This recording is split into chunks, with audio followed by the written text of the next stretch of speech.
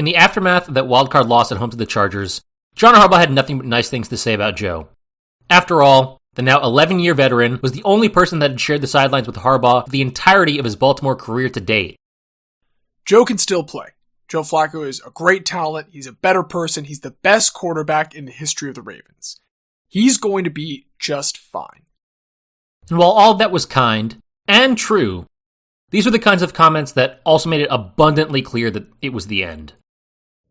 Flacco, for his part, said all the right things about Harbaugh's decision to stick with Lamar Jackson, shutting down a reporter's line of questioning on the topic by saying that he, quote, thought Lamar did a great job of just hanging in there and giving us a chance at the end. But with the knowledge that the decision regarding the future had been made weeks ago, he also took time to express that he loved the people of Baltimore, that he couldn't have imagined a better 11 years, couldn't have imagined a better place to have made a home and to have started a family. And looking back, all anyone could see was the good of what had been. But looking forward, all Joe could see was the uncertainty of what will be. The Ravens' ceiling with Joe Flacco, for at least a time, was a Super Bowl. You couldn't argue against the results. Flacco at this point still held the record for most road playoff wins ever. He still tied the record for arguably the greatest postseason run by a quarterback ever. And despite not making a single Pro Bowl during his 11 years as a Raven, his 96 wins during that span ranked 6th in the league, behind only Aaron Rodgers, Matt Ryan, Ben Roethlisberger, Drew Brees, and Tom Brady. Between those 5 during those 11 years, you had 5 combined MVP awards, 5 first-team All-Pro selections, and 36 Pro Bowl selections. Joe didn't have a single one. His success, his production, whatever you wanted to use to describe his undeniably victorious body of work, the league just continued to ignore it. But it simply had not mattered because he had his ring. Even if it didn't matter to him, though, it had to his coaches, to his teammates, to his fans, to a city that had over and over answered the question of, is Joe Flacco elite? With a cry to the heavens answering, yes! But things were different this time. Outside of that rookie year, there'd never been a real challenge to his place at the top of the pecking order for the Birds. This season, Lamar Jackson hadn't just challenged his spot, he'd completely supplanted him. Lamar was younger, cheaper, and at the risk of editorializing, better. In his first full year as a starter the following season, he would become just the second player in NFL history to win the MVP award by a unanimous vote, and is already now a 2-time winner as we record this. Jackson's play and career will draw its own criticisms in the following years, and plenty of pundits will debate his place among the upper echelon of elite quarterbacks as well. But while that debate will continue, there was no debate that Flacco's time here was over. One of football's greatest road warriors was set to hit the road and begin the odyssey that would be the twilight of his career.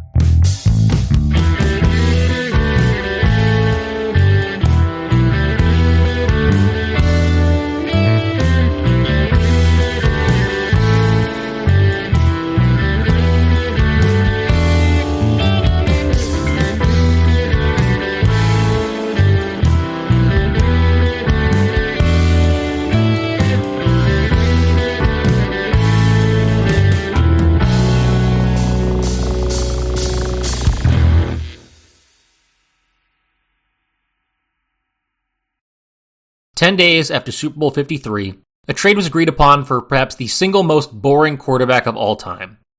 On February 13th, 2019, the Ravens agreed to send Joe Flacco out in exchange for a 4th-round pick in that year's draft. And 1 month later, on March 13th, the deal became official, making Joe Flacco the quarterback for the Denver Broncos. Before you ask, yes, the Mile High Miracle was a big talking point during his introductory press conferences, or rather the Mile High Mistake, as local reporters were wont to call it. But after everyone got through the initial jokes, it was agreed that there was some reason for optimism here. First off, it was important to acknowledge 2 people not in the building still for Denver, Gary Kubiak and Peyton Manning. After that 2012 playoff loss, Peyton Manning continued an initial 3-year stretch in Denver that rivals any other such span. The Broncos offense ranked in the top 5 for both points and yards from 2012 through 2014, with 2013 in particular seeing them lead the league in both as Manning won his final MVP award, throwing for 5,477 yards and 55 touchdowns, 7 of which came with a touch of payback in an opening week rematch against the reigning champion Ravens.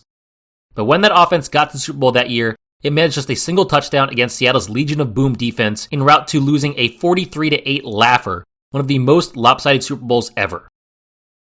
So after that, and after another early exit the following year, Kubiak was called in to take the reins.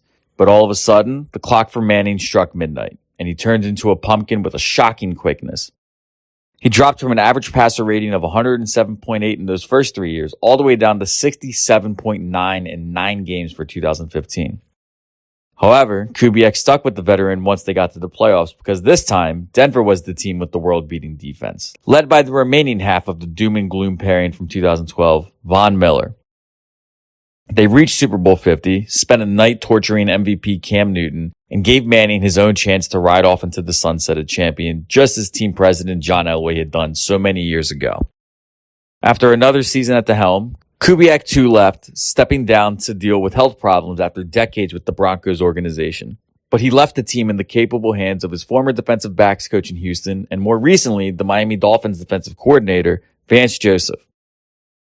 Manning had reached a level of elite play that even he and Brady had been unable to manage during the peak of their rivalry, and yet came up short until a hobbled version of himself allowed a defense to go out and win a title for him.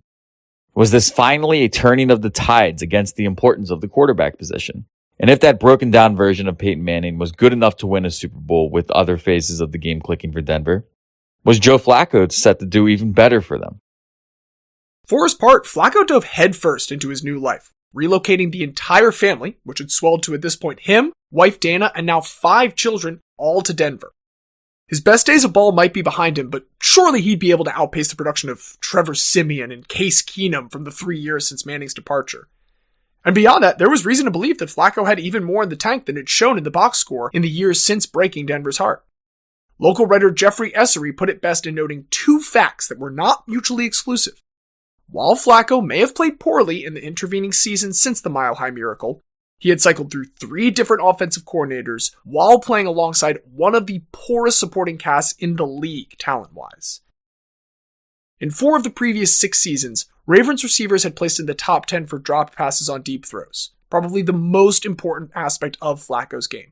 And just to hammer that home, Joe himself ranked in the top 10 for percentage of his throws that traveled 20 yards or more.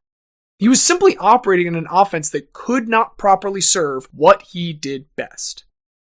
The general consensus for the new partnership of Flacco and the Broncos was that if the offense could do enough, alongside a defense that still had a lot of parts remaining from that Super Bowl winning squad, to get them to the playoffs, January Joe could produce plenty well enough to take them the rest of the way. The optimism didn't last long. Flacco's first game as a Bronco was a road start against the Raiders, finishing out their final season in Oakland.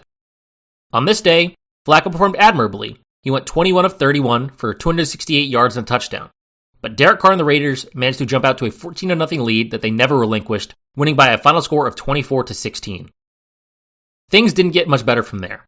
The defense largely improved from a pretty abysmal showing the year prior, going from 22nd in yards allowed back up to 12th, but unfortunately for Broncos Nation, that Week 1 performance was the best version of Joe Flacco they'd get to see all year. He only managed to throw for 300 yards once in the first 8 weeks of the season, but even that came in a loss as the team limped to a 2-6 record during those first 2 months. In 8 weeks, Joe only managed 6 total touchdowns compared to 5 interceptions. Outside of Pro Bowler Courtland Sutton, his next best receiving options were a rookie Noah Fant at tight end and the now 32-year-old Emmanuel Sanders, who was second behind Sutton in the wide receiver depth chart. Just as in the latter half decade in Baltimore, 2 things were true. Joe was not playing well, and he was also not getting a lot of help from his team, especially the offensive line. The sacks he took, my God, the sacks. In just that first half of the season, he was brought down 26 times in the pocket, a 52-sack pace that over a full year would top even his horrific 2013 season, with a whopping 14 of those coming in just 2 games. So it's probably understandable that he did not get a chance to finish the entire season. Not due to his play necessarily. Rookie backup Drew Lock would finish with a better record, but not any better underlying stats. Instead, Flacco was sidelined with a neck injury following a Week 8 matchup against Indianapolis. It's a little funny, given the connecting thread between Indianapolis and Denver regarding quarterback neck injuries, that this would once again mark a fork in the road for the Broncos. But you probably don't want to try that joke out on Joe. Coming into the offseason after finishing 7-9, Flacco again found himself with a franchise concerned about the future. Team GM John Elway prior to the season had believed that Flacco could still potentially be in his prime years, but now he was being derided in the press as a, quote, pocket statue. His neck injury that he suffered against Indianapolis ended up necessitating off-season surgery, and after Drew Lock had managed a 4-1 record in his absence, the team was poised to let him take over as the starter come 2020. The question now was whether, unlike in Baltimore, Flacco would readily accept playing for a team where he wasn't the starter. He spoke highly of Lock and demurred when asked about taking a backup role. If that's what it has to be, was the kind of quote that indicated the answer was probably not yet. For Denver's part, even if he was interested in being the backup, though, they certainly weren't interested in paying a backup $20.25 million the following season. All of this led up to March 19th of 2020, where after just 1 year, Flacco was cut due to a failed physical designation. Once again, the Road Warrior needed to find a new home.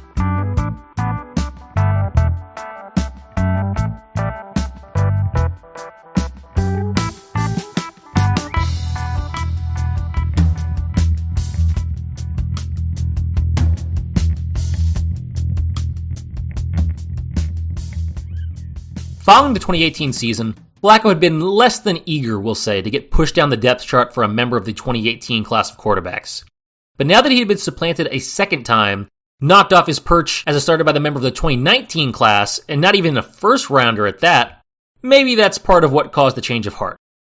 Maybe he also valued the intangibles of a return to the East Coast, to where he'd spent every bit of his life aside from that brief sojourn to Colorado. Or maybe he remembered the guy who had first spotted him for Baltimore during his time in Delaware, who had pushed for the Ravens brass to take a closer look and eventually take the big-armed Blue Hen. For whatever reason, or combination of reasons, when Joe Douglas called up Joe Flacco that offseason and offered him a backup role with Douglas's new team, Flacco was happy to accept this time. And so in May of 2020, Joe Flacco signed a 1-year deal to join the New York Jets. The starter for the Jets at this point was indeed another member of the 2018 quarterback class, Lamar Jackson's draft mate, Sam Darnold. Darnold was not having quite as good of a start to his career as Jackson was. In his first 2 seasons, he started 26 total games and had just an 11-15 record. Not great, but not terrible by any means, and importantly, there was marked improvement from year 1 to year 2, even if it wasn't as drastic as, say, becoming the second ever unanimous MVP. But the New York Jets had in general struggled mightily to answer the quarterback question since Joe Namath beat the Baltimore Colts back in Super Bowl III half a century ago. For all his flaws, Flacco's foil Mark Sanchez may have been the best quarterback New York had been able to field in the decades since, and no one was going to remember him for any good quarterback play at this point. So with Darnold having posted a winning record last year, even if just barely with a 7-6 mark, maybe a proven elite winner like Flacco could come in and mold him into what New York needed. If Darnold could turn into some semblance of the guy that won 54 games over his first 5 regular seasons, and get the Jets even just back to the playoffs for the first time since the Sanchez was their signal caller, then $1.5 million for that kind of veteran mentoring would be a steal. And on the topic of that change of heart, Joe this time seemed to fully embrace the reality of his situation, embracing now the new challenge of being a true backup for the first time. It's where I'm at right now, Flacco said, adding that he was just happy to be playing football still. He spoke about the importance of getting comfortable with the team and with Darnold, showing a level of congeniality towards the young QB sharing the locker room with him that had been absent from his previous 2 spots. There's no doubt about it. Joe's role was to help a young quarterback see things as clearly as possible, to help him on his journey to being a long-time NFL quarterback. And it was a role that he was ready to play. What could possibly go wrong? Well, first off, the Jets lost their first 3 games by a combined score of 94-27 before hosting Joe's former employers, the Denver Broncos, in a Week 4 tilt at the Meadowlands. Joe threw his first 2 passes of the season after Darnold's shoulder was injured by Flacco's former team, and he completed both before Darnold was able to return.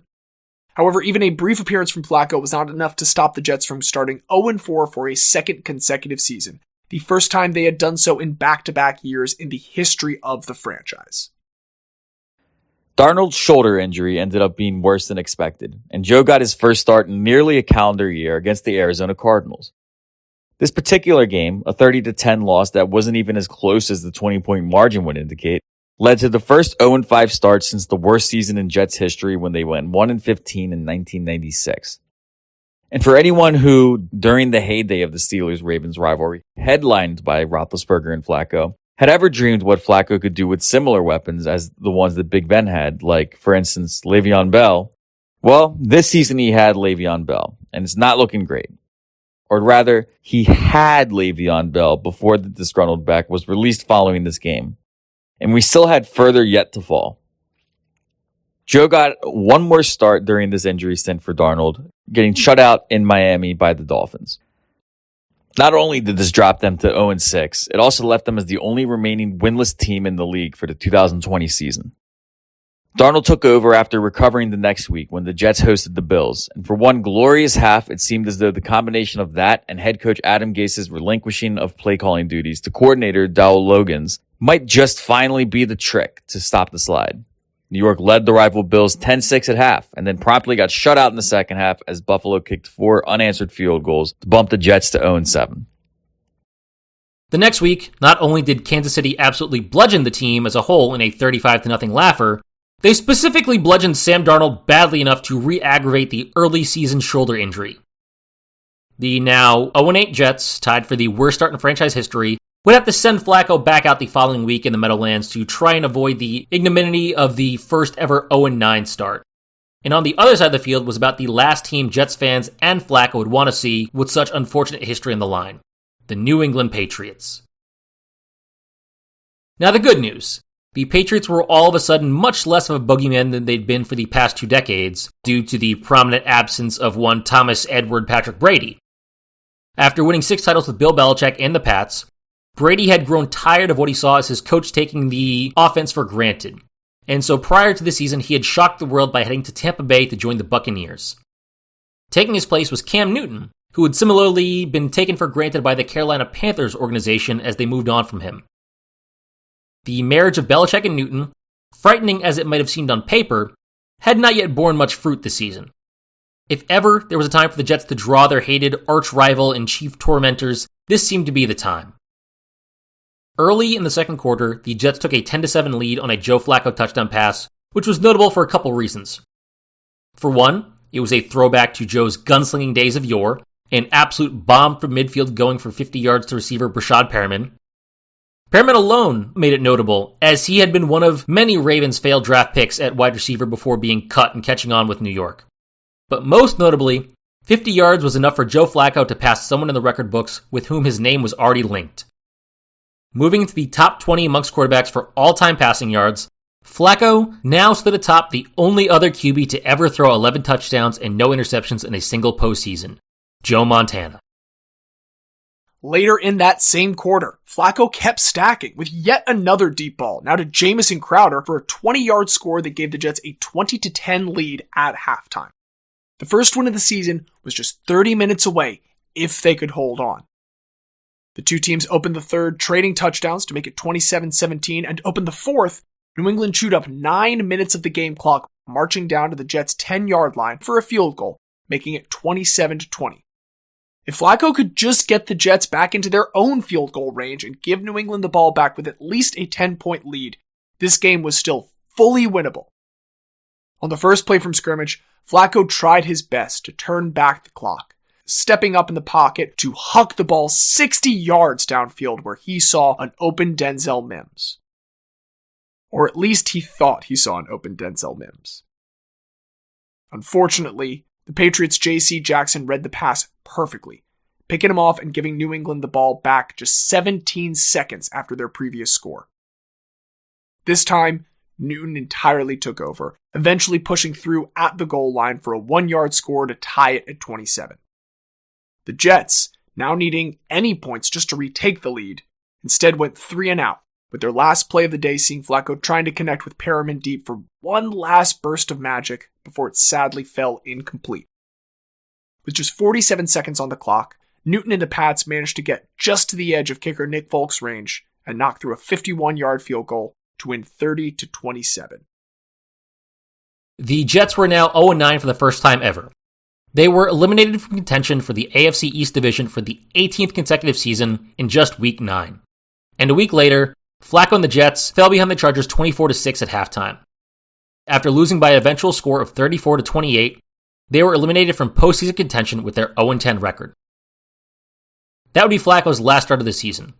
Darnold returned the following week, not that it made much of a difference as they went winless until a shocking upset of the Rams in week 15 to improve their record to 1-13.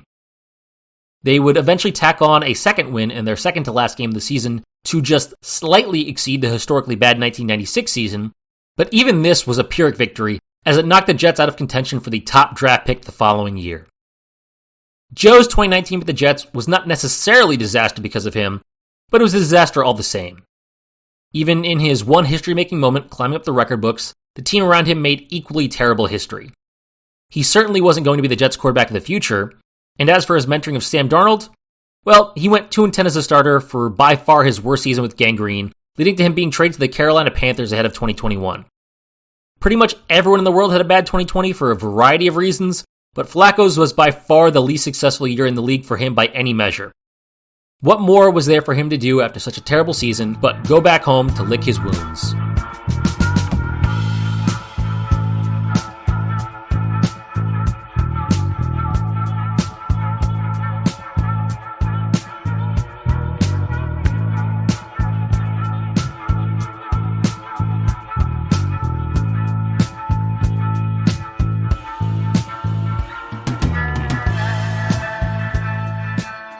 You've probably heard the saying, "you can't go home again."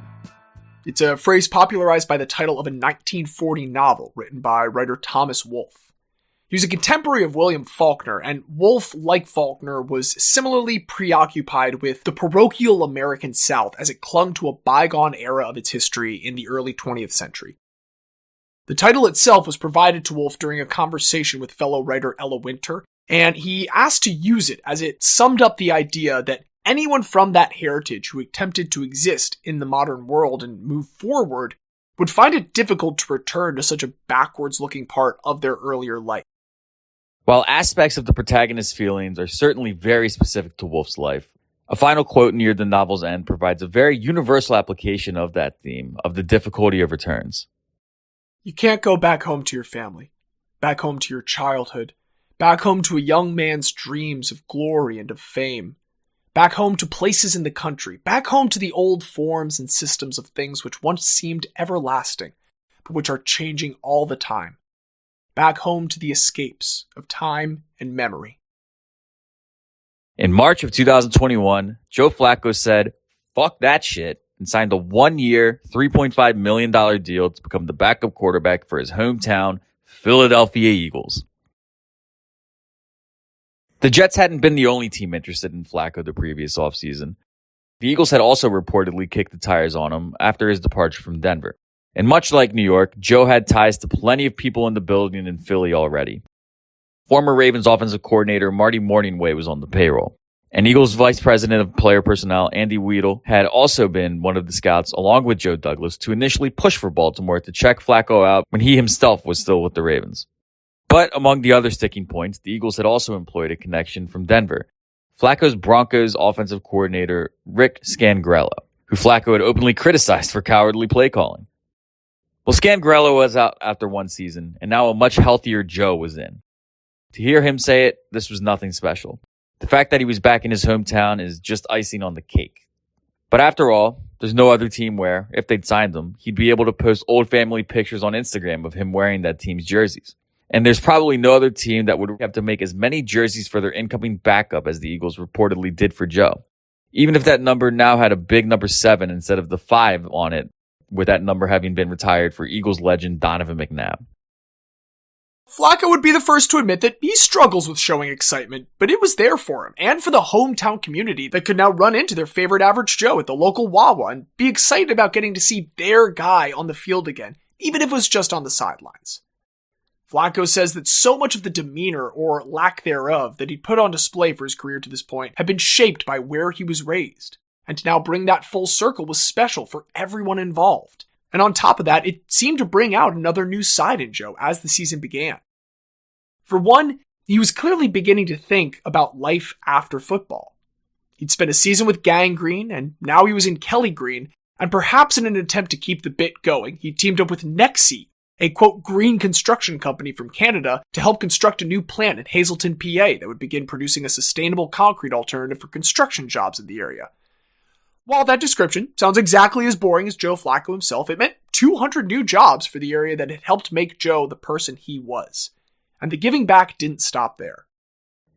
After admitting his struggles with the backup position over the previous 3 years, to hear QB1 Jalen Hurts tell it, Flacco became an invaluable asset to him as he took the starter's reins.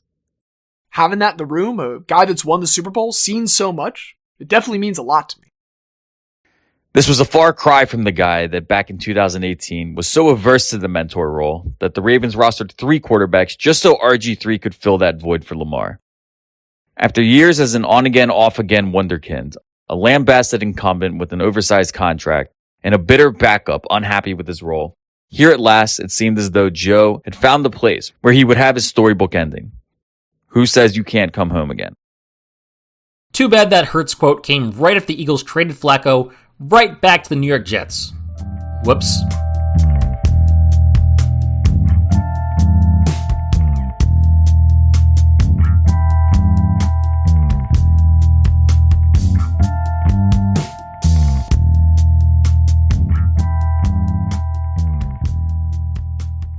During Week 7 of the 2021 season, New York Jets' new first-round quarterback Zach Wilson went down with a PCL sprain in his right knee in the midst of what had to that point been his best start yet during an uneven rookie season for New York. Another rookie, Mike White, took over for the rest of that week and was slated to be the starter during Wilson's absence. But with the professionalism that Joe displayed in his previous stint in New York, as well as his months in Philadelphia, New York leapt the chance to add a veteran presence as an insurance policy for any more misfortune should it arise later in the season. And so, in exchange for a conditional late-round pick, New York once again acquired Joe Flacco's services. After all, when you're a Jet all the way. The rookies Wilson and White would end up taking the bulk of reps for the rest of the season, though Joe did get to take and make 3 successful passes, including a touchdown and a loss to Buffalo, just 3 weeks after being traded to the team. The next week, Flacco made his lone start of the season, his 176th career start in the regular season, which moved him into the top 20 all-time amongst quarterbacks through the end of the 2021 season. Joe was solid, if unspectacular, as he had often been throughout his life. 24 of 39 for 291 yards and 2 touchdowns gave him a pretty excellent 101.5 passer rating. But the team around him was still very similar to the one that had floundered the year prior, and they fell to Miami 17-24. It would be the last time he saw the field for the season. Mike White briefly became a folk hero before Zach Wilson returned from injury to close the year out as the Jets finished. But rather than enter into uncertainty again in the offseasons, New York quickly re-signed Flacco to serve as Wilson's backup again. Now, the plan might have just been for him to be insurance. But while you hope you never need your insurance plan, it does often end up happening that you do. In the 2022 preseason, the Jets couldn't even get through their first game before Wilson once again found himself injured, this time tearing the meniscus in his right knee and necessitating a minor arthroscopic surgery. The procedure was expected to keep him out for 2 to 4 weeks, which meant that the Jets would need to turn to their backup as the starter for their home opener. An emotional game, given that it would be taking place in the Meadowlands on the 21st anniversary of the 9/11 attacks. Already, pretty big deal for Joe to be stepping into such an environment for his first season opener in 3 years. And do you want to guess who their opponent was? John Harbaugh, Lamar Jackson, and the Baltimore Ravens. It was the first time, and still to date only time, that he ever played on the enemy side of a Baltimore Ravens game. And even the famously stoic Joe admitted there was some extra emotion for the day. Shockingly, for the 3rd straight year, the Jets were still not a particularly good team. And so on this day, they decided to let Joe cook.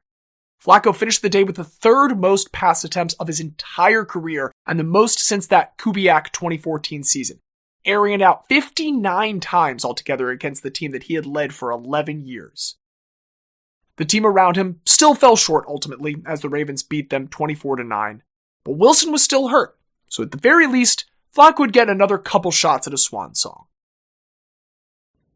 Do you remember the last good day? How you don't know when you're in the midst of the last good day? How in the moment, it's just another good day? Well, on September 18th, 2022, Joe Flacco had himself a good day. The Jets traveled to Cleveland, and after 2 quarters, the teams found themselves locked in a 14-14 stalemate. The Jets started the second half with a field goal drive to take their first lead of the game, but the stalemate resumed at the beginning of the fourth quarter as Cleveland equaled their score with another field goal. Then, Cleveland began to pull away. First, running backs Nick Chubb and Kareem Hunt bludgeoned the Jets' defensive line for 5 minutes before Chubb finally scored to make it 24-17. After the teams traded punts back and forth, an unnecessary roughness penalty against New York set up an easy Cleveland drive, allowing their two-headed rushing attack to again find the end zone. Cleveland missed the point after, but with the 2-minute warning having already passed, New York had just 1:55 remaining with no timeouts, down 30-17. A short pass from Flacco to Tyler Conklin got them 9 yards, but burned 23 precious seconds.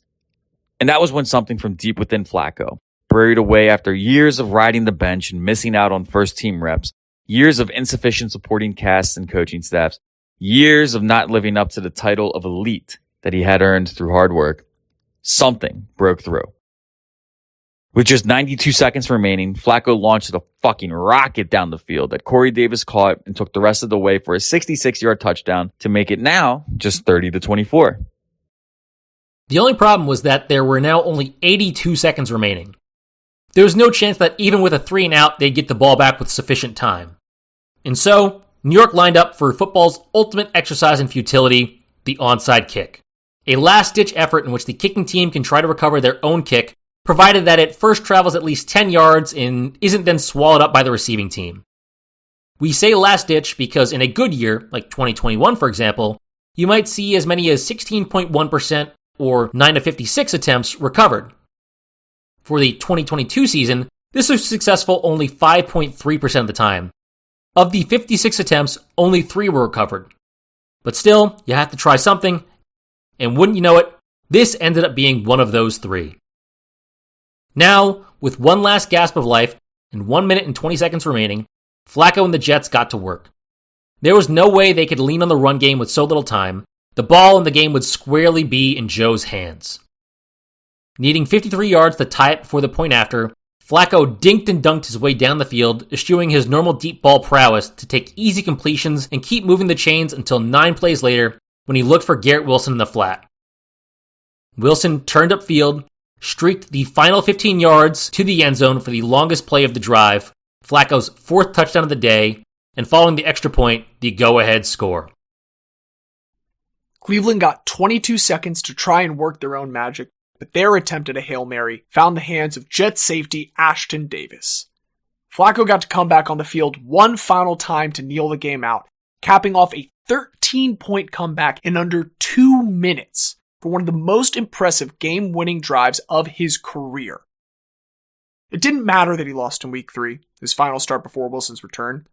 It didn't matter that he only saw game action in 2 more games. Though it should be said that if we had a nickel for every time that Joe Flacco, in the second half of a season, only played in games in which he threw 3 passes against Buffalo before then losing a subsequent start against Miami, look, you get the idea. None of that meant anything, because for one brief and shining moment, Joe Flacco had managed to have what once again looked like one last good day.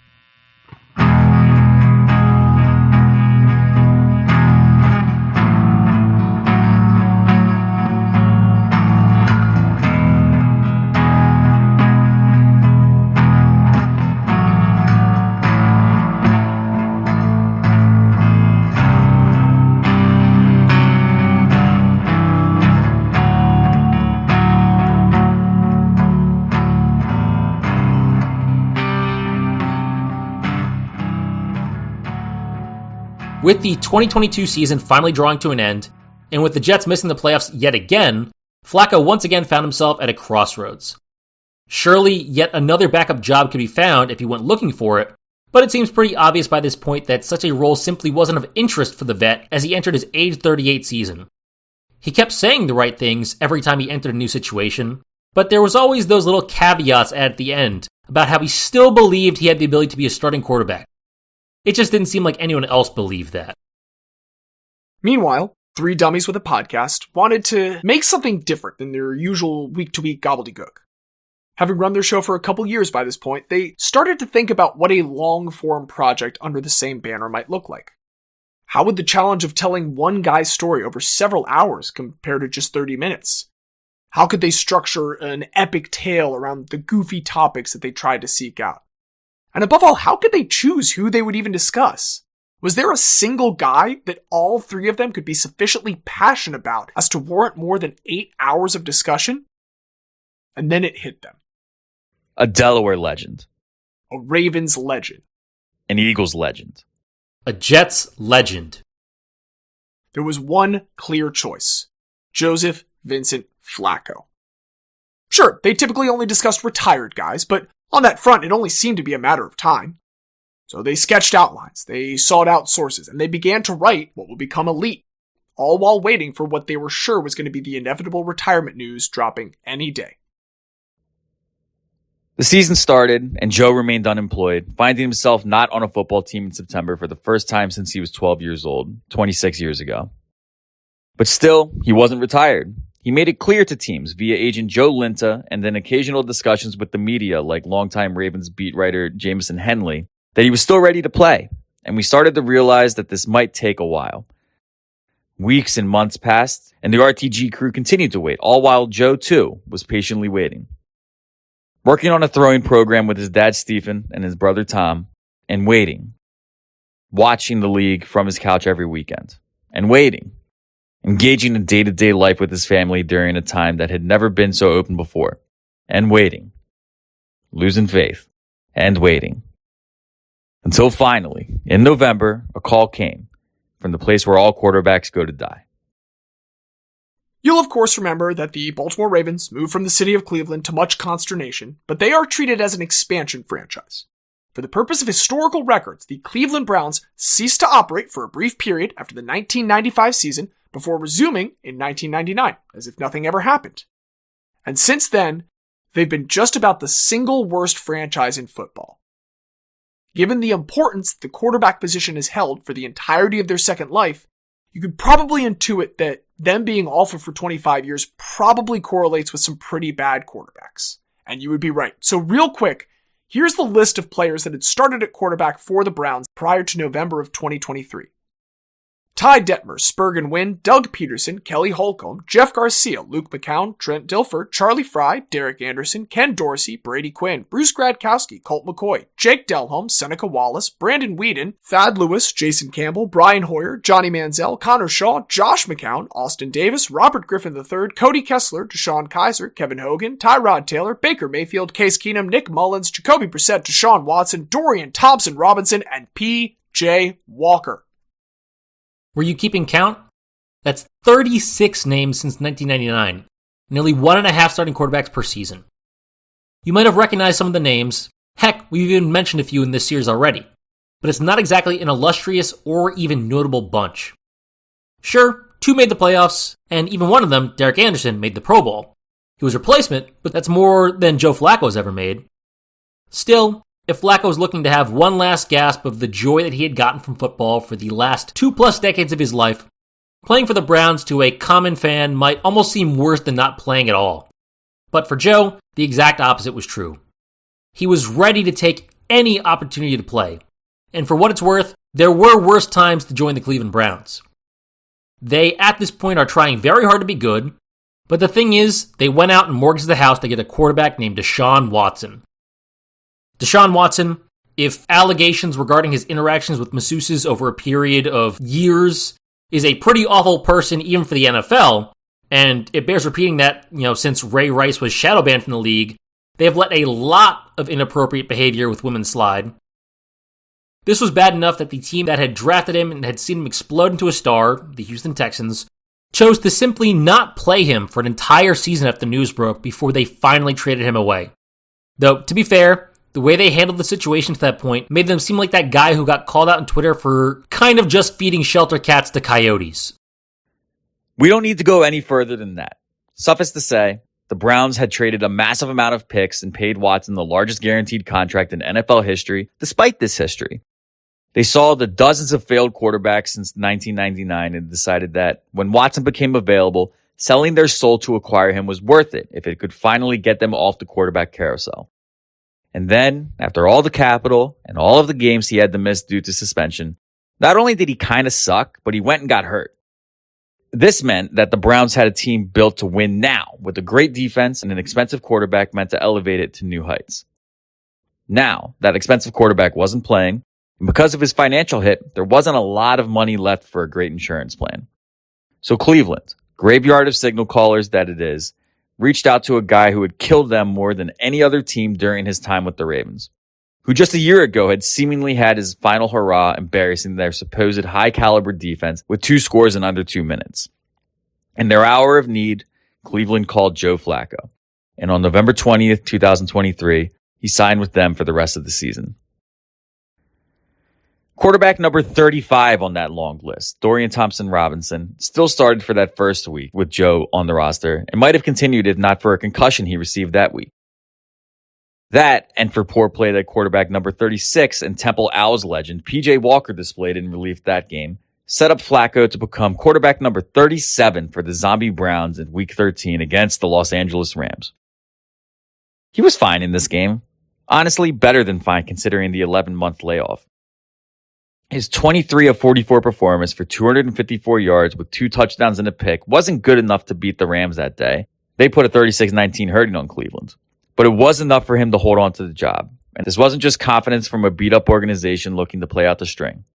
Cleveland was now 8-5, firmly in the playoff hunt, but with little margin for error going forward. And so forward Flacco and the Browns went, hosting the Jacksonville Jaguars at home the next week. By the end of the game, Flacco had already equaled his touchdown total from the previous season with 5 between this and the Rams' loss. 2 of those went to tight end David Njoku. Joe always did love a safety valve tight end. And the 14-0 lead those produced would end up holding off a late Jags rally to hand Flacco his first win as a starter since that sunny September game against Cleveland the previous year, and his 100th win all time as a starting quarterback. This was also his first game going for at least 300 yards since that game, as he finished with 311, and the 9-5 Browns once again marched forward. The next week, this time with them playing host to the Chicago Bears, Joe's next score once again went to David Njoku to tie it up late in the second quarter 7-7. Then in the third, Flacco tossed another touchdown, but unfortunately it was to a Bear, as Chicago's Tremaine Edmonds caught the pick six to give the Bears a 14-7 lead. After a field goal each, the margin still stood at 7 for Chicago when Flacco, from beyond midfield, hurled the ball down to a streaking Amari Cooper who tied the game up with a 51-yard touchdown to make it 17-all. One defensive stand, a field goal later, the final score was 20-17, and the Browns had a 2-game win streak, thanks in part to the gunslinging Flacco's 374 passing yards, the 6th highest total of his entire career, when just 4 weeks ago, he hadn't even been on an NFL roster. Now, to be fair, as with many gunslingers, Flacco was balancing the touchdowns with plenty of picks. The Edmonds interception was one of 5 that he had now thrown in 3 games, but he had 7 touchdowns, and most importantly, he had 2 wins. So the Browns let Flacco continue to air it out. In each of his first 4 games, he threw the ball at least 42 times. And with a win over Houston in that 4th game, Joe now had the Browns on the brink of a playoff spot. And as if this didn't already feel like a movie, this home game, on Thursday Night Football no less, would feature, as the visiting team, the New York Jets. New York had reportedly considered re-signing Flacco that offseason, but instead they went out and got Aaron Rodgers. While he came to the league just a bit after the Manning/Brady duo, or the trinity of them and Drew Brees, he had occupied a similar stratosphere, especially as those 3 began to show signs of aging. Rodgers had won the 2 most recent league MVP awards before souring on his situation in Green Bay, so it makes sense that the Jets would jump at the opportunity to acquire him when it became a possibility.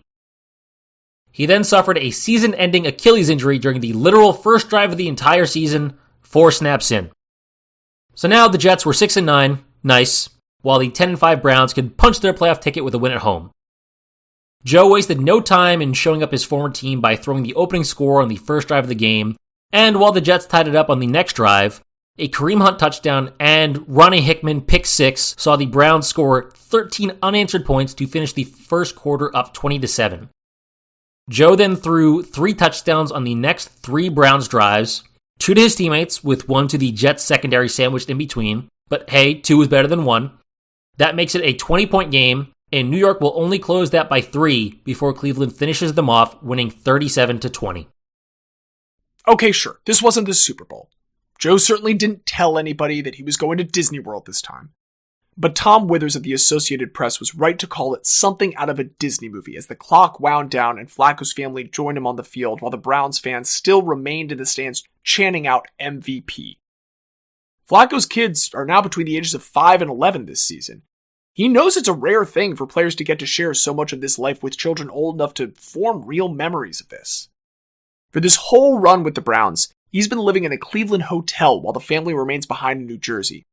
When he's distracted by the game, his constant companion for decades now, it's not too bad.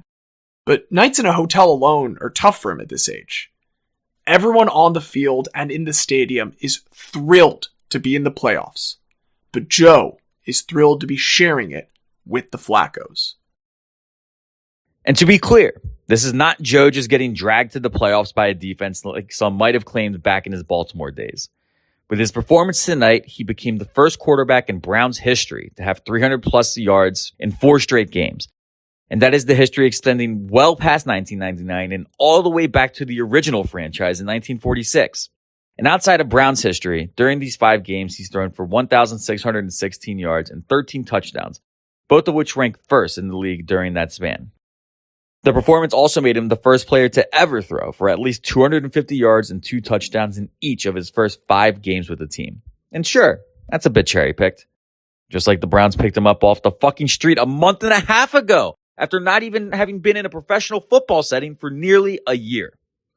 And with all the stories involved, Flacco might be hitting an apex of popularity now as a 38-year-old.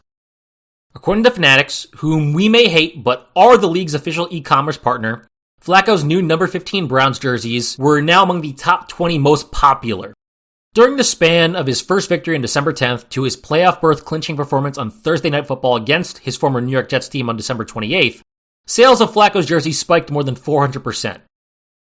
It's also worth mentioning how Flacco's last white-hot streak like this earned him $120 million. This time, his contract was just half a season of $2.2 million, plus incentives of $75,000 for each win. But what if, as January Joe reemerged for the first time in a decade, the magic continued? While he wasn't going to be getting any 6-year deals anytime soon, Flacco stands to make $250,000 for a wildcard win, $500,000 for a divisional playoff win, $1 million for an AFC title, and another $2 million if the Browns win the Super Bowl. Flacco was one of the best stories in football, and to hear him tell it, it was all because of family, specifically his dad, Steven. Now, with Joe's oldest son also named Steven nearly the age he was when he finally started playing football, Flacco started to look back on the day string with his dad, who even still today had been part of his continued training. And he's realized now that his dad probably didn't want to be out there practicing every day, but he still went out there nonetheless. Flacco didn't beat himself up realizing that there are things he doesn't want to do with his kids. He just comes to realize that everyone has those feelings, and that there's something to be said for putting them aside and, as he puts it, quote, doing what you're supposed to do. That's the attitude the increasingly grizzled 38-year-old has a father. It's the attitude that he's brought to the locker room, and it's that attitude his teammates have responded to. Part of that attitude might come from him still feeling like a mercenary. But at this point, no less than Defensive Player of the Year Myles Garrett says, he's one of us. Anthony Walker Jr. goes on at length. A guy with so much experience, has played winning football in the NFL for a very long time, knows how to get the job done. Until he proves otherwise, he's still a great quarterback. David Bell, who caught his first ever touchdown as a pro, a 41-yarder on 4th and 3 against Jacksonville from Flacco, puts it a little more succinctly. He's been ballin'. So what do you say, January Joe? Do you think you have one more run in you?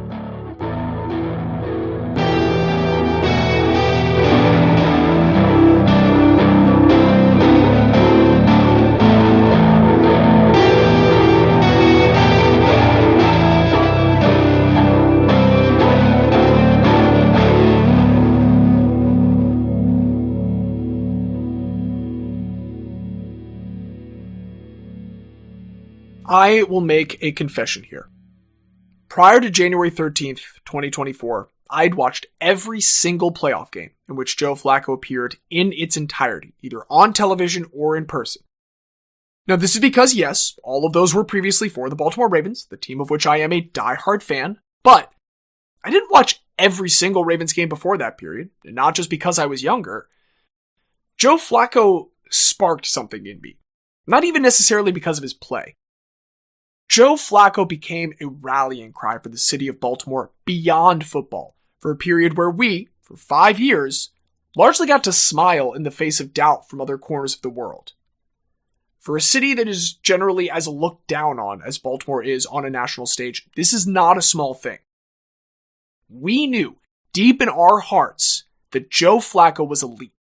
And whether the world, or the stats, or the game tape agreed, eventually, we were proven right. He proved us right. I didn't watch most of this Browns game.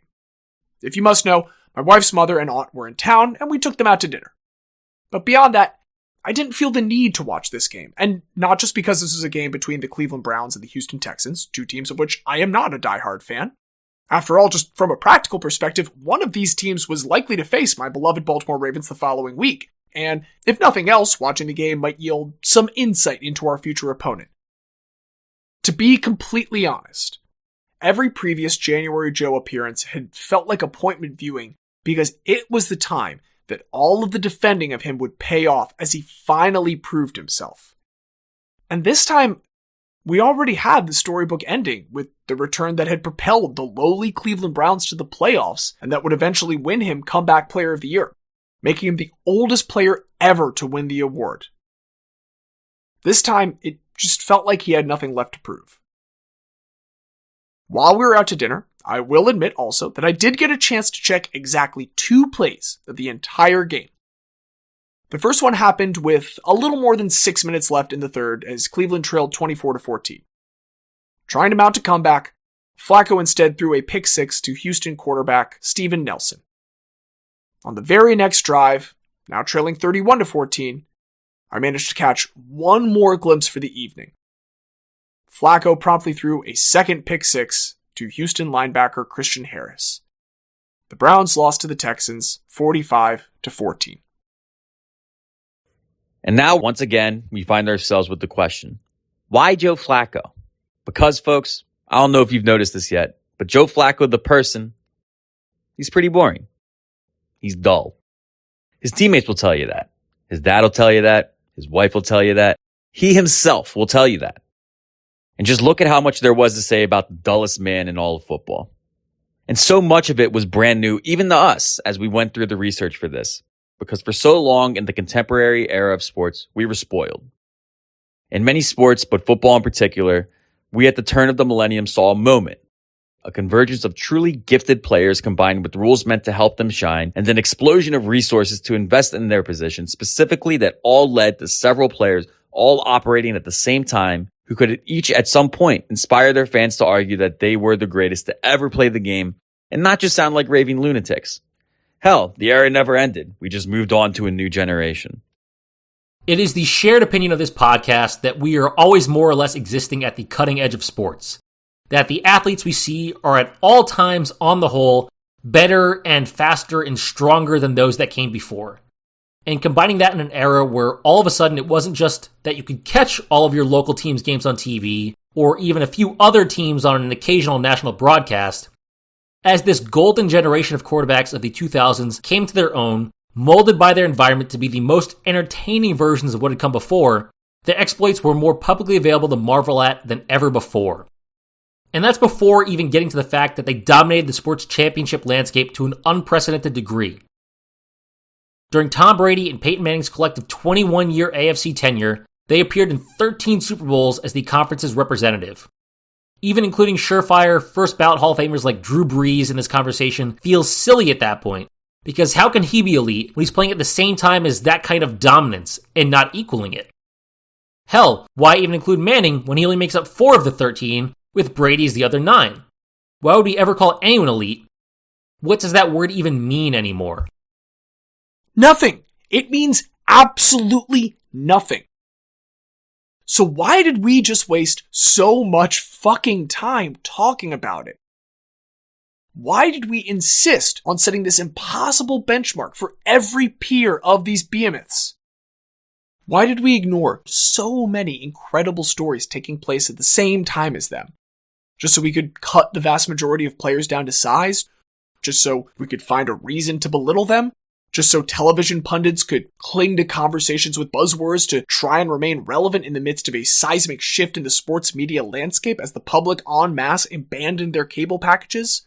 Was this all to brush them aside in the larger conversation of the sports history as a whole, to just relegate them to a second death long before their first? About that last line, about the concept of a second death. There is a quote associated with that concept that is often attributed to Ernest Hemingway. He himself would supposedly refer to it as an old African saying, and you can find any number of very similar iterations of it online. One particular wording of it that you can find goes a little something like this. Every man dies two deaths. The first when his body dies, and the second when the last person who remembers him dies. Stories too die, or fade away when the last person who knows that story dies. And so, the trick is not only to know the story, but to make people remember the story, so it'll live on. Sports and sports fandom, even now in the digital age, are as good an example as any of a modern-day oral tradition, a shared history and community experience that we pass by word of mouth, and at the center of that tradition are guys. We've tried for years now to present a truly unified theory of Guy, and the project may never come to an end. But largely, the distinction I believe we've come to find: stars exist in a permanent way.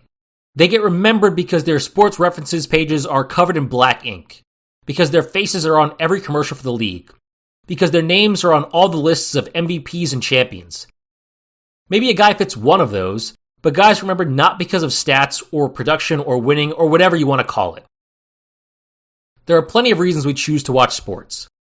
Sometimes it's to foster connections between us and our fellow fans in the stands, between us and the athletes that we watch down the field, between us and the generation of fans and our own families that have come before us, all wearing the same color, even if the make or model or logo of the team gear has changed through the decades.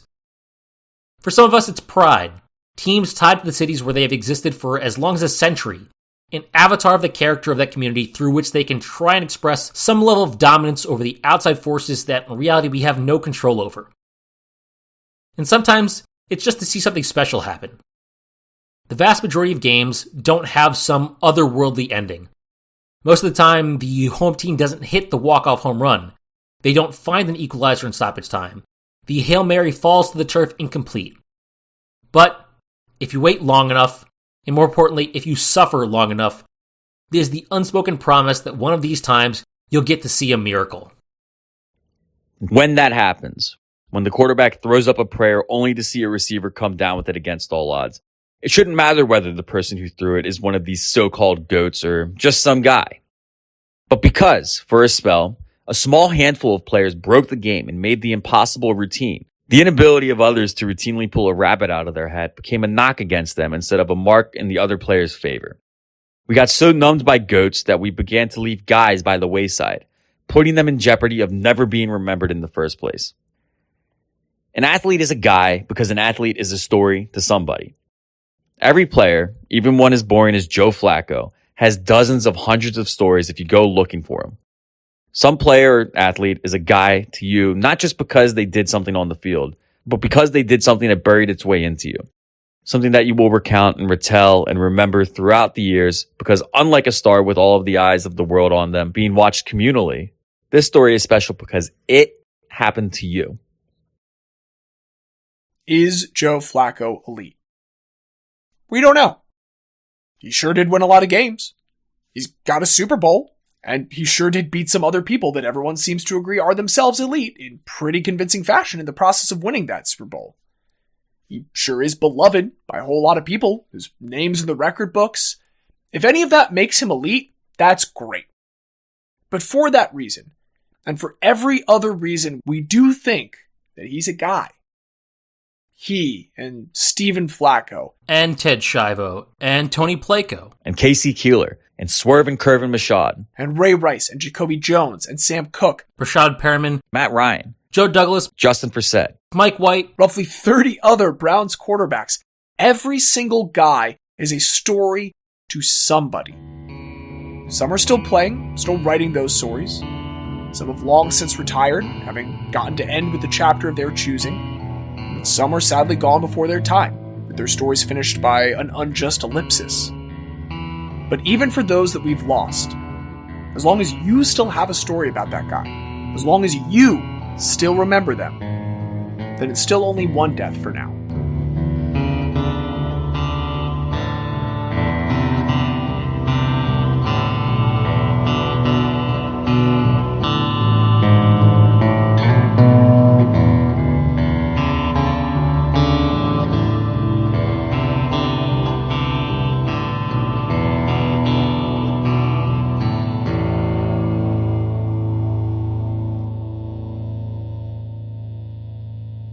There's still one question we're left with about Joe Flacco at the end of all of this.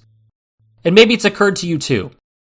And that question is, as we entered the 2024 season, was that Thursday night game against New York his last good day? We thought we've seen it a couple times before. It could have been that playoff win in Pittsburgh. It could have been the following week in New England, even if it ended on a down note. It could have been that game against Cleveland as a member of the Jets just the year before. And maybe it was this most recent one. After all, at the time, it's still just another good game. But you do have to wonder, where will he have a better place to continue the story? There will be no return to the Ravens with Lamar at the helm. The Eagles are set with soon-to-be Super Bowl 59 MVP Jalen Hurts. The Jets again are entering hoping that Aaron Rodgers is the answer. The Browns continue to expect Watson to be healthy, and they're going to have to start him because of the sunk cost fallacy. He may have to settle as a backup again. The player is young enough to have watched him play. Hell, maybe now he'll have been playing for so long that a guy ahead of him will have even grown up in Florida watching someone like Joe's original replacement, Lamar Jackson, play. You know what team could be funny for him to join? He could join the third member of that strange Baltimore, Cleveland, Indianapolis hate triangle. At the very least, it would be a good bit. We wrote this denouement with our tongues planted firmly in our cheek, certain that Joe's new employer in Indianapolis would be happy to see him remain on the sideline as their young quarterback Anthony Richardson took the next steps to proving he could lead a franchise as Flacco once had. But you have probably heard about what happens to the best laid plans of mice and men. It took all of 3.5 weeks for us to pull those tongues right out of our cheeks, as an injury to Richardson halfway through Indy's Week 4 matchup against the Steelers brought in the veteran backup. Indianapolis, against all odds and expectations, managed to defeat the Pittsburgh Steelers on this day by a final score of 27-24, thanks in no small part to Joe's workmanlike 168 passing yards and 2 touchdowns. Already on its own, the fact that Flacco was getting a chance to shine in the year of our Lord 2024 is incredible. But Flacco getting a chance in 2024 to hand another loss to the city of Pittsburgh? If you could bottle that and sell it in the Mid-Atlantic, you'd be a millionaire. And if you were following this, you might again begin to wonder, was this Joe Flacco's last good day? Or will Jesse Pinkman cry out in dismay that he can't keep getting away with this? Good news for Pinkman? He doesn't. The team does stick with Flacco over Richardson for a short period, letting him start a total of 4 games in which it should be mentioned that he does manage an incredibly nice 6.9 yards per attempt. But after going 1-3 in those 4 starts, unable to recapture the magic from Cleveland the year prior, Indianapolis decided that even if Richardson didn't give them their best shot at winning right now, Flacco wasn't much better. And if they're going to lose, better to lose with Richardson and at least get him some snaps to see if there's any improvement. Things didn't get much better for Richardson for most of the season, and then all of a sudden got much worse as a years-old back issue flared up heading into Week 17 that forced the team's hands and reinserted Flacco into the starting lineup yet again. It should have been an easy matchup, with the 2-13 New York Football Giants hosting them just weeks away from potentially clinching the first overall pick in next year's draft. But if you were looking for Joe to pull a horseshoe out of his ass to match the one on his helmet, you'd find yourself out of luck. The Giants pantsed Indy, winning by a score of 45-33, as Flacco was picked off twice and outplayed by his former Denver teammate Drew Lock. Surely this is finally it. Surely this is the end. This team is now 7-9. There is absolutely no way they are making the playoffs. There is no reason for this to not be the end for Joe Flacco. Except, with just one more fundamentally meaningless game to go, Richardson still found himself unable to take the field, and so in Week 18, Flacco would get at least one more start, the 191st of his career. Their foe this time, the Jacksonville Jaguars, another bottom feeder looking forward to their draft position the following year. This time, Joe did not disappoint. On the first drive, he connected on all of his first 3 pass attempts, going for 21, 9, and then a deep 40-yard strike to go up 7-0 after just 1 minute and 10 seconds. The 257th touchdown of the veteran's 17-year career. Running back Jonathan Taylor and kicker Matt Gay would do the rest of the scoring for the day, but Flacco did his part in avoiding turnovers and keeping the ball moving as the teams eventually played to a knotted score of 23-all at the end of regulation. Taking the ball first in overtime, Joe missed on his first 2 attempts before hitting Alec Pierce for 17 yards to get nearly to midfield while picking up the first down. Jonathan Taylor marched the rest of the way to Matt Gay's field goal range to make it 26-23, and after a 4-and-out from the defense, that remained the final score as Joe Flacco was awarded here in the twilight of the 2024 season his 105th career victory as a starter. With another season over, it once again appears as though we may have indeed seen Joe Flacco's last good day. Every rational data point indicates that. Any eyeball test of those appearances for Indianapolis indicates that. And we're recording this right at the close of the playoffs following the 2024 season, just weeks after the man turned 40. In the history of the NFL up to this point, only 18 quarterbacks have ever started a game after their 40th birthday. But given everything that has happened, do you really want to bet that Flacco's tank is truly empty? Do you really want to say with your whole chest that Joe Flacco will never manage to wow you again, even for just 3 more hours on some random Sunday in 2025? Maybe yet another younger teammate doesn't pan out and he steps up in relief. Maybe he'll find another chance with another team and start yet another game. Maybe he'll have one more good day, one more time that he manages to show everyone what his fans have always known. That Joe Flacco is elite.